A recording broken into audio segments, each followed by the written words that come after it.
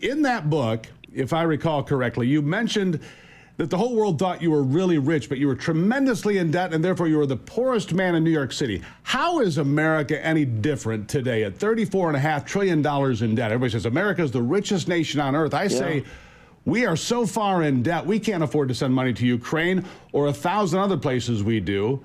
Reflecting on your comments in that book, what's the difference? There's not a big difference, and we have to dig out like I dug out, and to a point where I had the best years that I've ever had recently. And, frankly, if you take a look, our country has to do something like I did. You cut back on costs. You go out and make great deals. We have liquid gold under our feet, Steve, more than any other country, and yet we go to Venezuela to get it. And by the way, speaking of problems, so people are coming in from all over the countries, but Venezuela announced today, and other countries are going to follow. We don't want our criminals back. I used to send MS-13 back by the thousands, by many thousands every year. The MS-13 gangs are brutal. And we'd send them out of our country and back to their countries where they came from. The countries now are saying we're not going to take them back.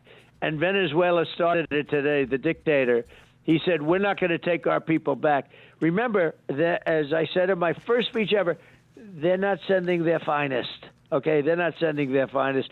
Even beyond their prisoners, even beyond their mental institution patients, even beyond all of that, they're not sending their finest.